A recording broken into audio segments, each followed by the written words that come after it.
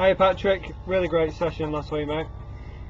Main points from the session, you were talking about trying to increase distance with your driver, and also, as we discovered as we went along, obviously trying to reduce the amount of side spin, mostly to the right, and maybe the odd pull if you really went after one or two of them. So once we got you warmed up, we quickly discovered that the main reason you were lacking some power was your inability to use the ground properly in your downswing and into your follow through. So if we just take this back to the top of your backswing, pretty decent turn, not overly shifting off the ball, which is a good start. And then as we start down, there's a lot of rotation going on with the hips, with the shoulders, etc. Obviously unwinding into the shot.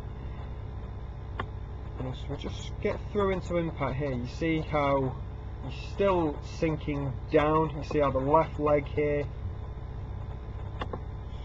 you see how there's still quite a lot of flex into this left leg. You're not pushing up out of the ground. We used the analogy of a basketball player. If he's going for a long three-pointer, he would always flex his knees and spring up out of the ground, so really straighten his legs. And I mean, there's some really good examples if you go through, if you go through time really, like since golf started, and you look at players such as Nicholas Hogan, Palmer, Snead, coming through a bit more, Trevino. Best couple that I can think of in this day and age. Sorry about that. Rory McIlroy, 5'10". So people talk about needing to be tall to hit the ball a long way. Rory's 5'10", uses the ground very well, pushes up out of the ground, really extends his spine through the shot. Another one, probably the best one at it, Bubba Watson. Unconventional, but really uses the ground well. So if I just get rid of these, what else I'm going to do is I'm just going to highlight the rough hip line here. Okay. Now, if we just take you through to your finished position, so we've already seen straight away. Okay. There's a little bit of raising in the hips. Obviously, as you are coming up out of flexion, so you're starting to tuck the hips a little bit. So obviously it's come up out of the ground a touch, but not really enough. So if we finish that there, and we know straight away that we need to straighten the legs more through impact and raise the belt a bit more.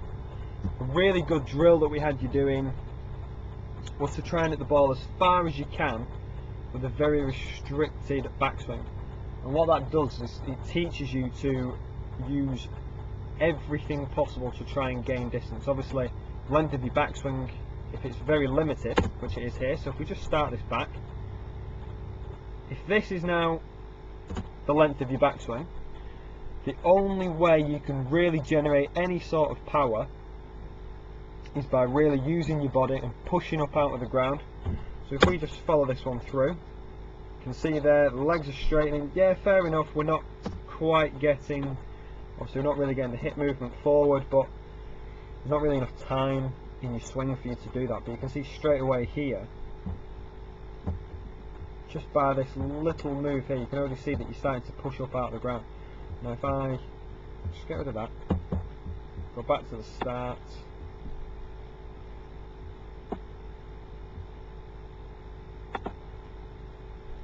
hip level,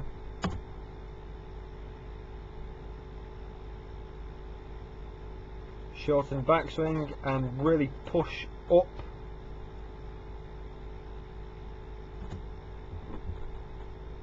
You can see there quite a marked difference there. You can really see that the legs and the hips are pushing up rather than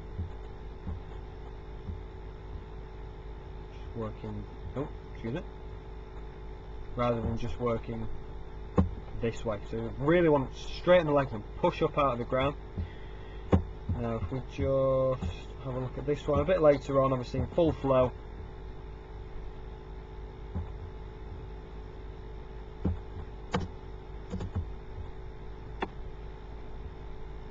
Top of the backswing, and then from here it really helps thinking to just straighten the legs on the way up. You can see that there from from impact upwards. You can really see the hips tucking under, pushing up out the ground. Massive improvement. Now we talked about how that's going to increase your distance, but in terms of trying to straighten the ball flight out as well, obviously distance is all well and good, but we need to try and keep it in play as well. So as well as giving you some more power, pushing up out of the ground, tucking the hips under, also helps to pull the arms away from your body, gets the club moving more out to the right.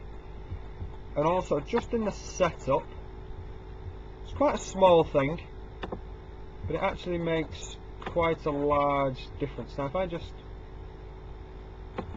at the point of start of your swing here, now one small difference is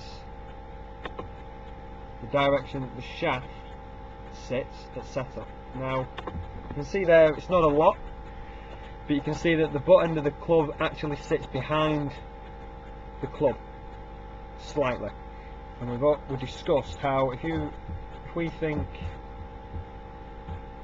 this is your target line, if the club's working down, we know that the club is also working out more as well. If the club's working up, if you imagine this as a bit of a circle around you, if the club's working up, it's also working in. So if you just imagine this as your goal swing. So the more the club works down, the more it works out, and the more it works up, the more it works in. So if the club sits back at setup, it's already encourages the club to work up more if the handle's back. So what we were trying to do, again, if we just take sort of centre, you can see here that the club is definitely, the shaft, sorry, is definitely sitting forward, meaning that you're more likely to be hitting the ball this way, so as the club's working out. And you can see the same here as well. Club's going to be working down because the shaft is in front. Best of luck with it, Patrick. Any questions, give me a call or email me, daleathletepga@hotmail.co.uk. Speak to you soon. Bye bye for now.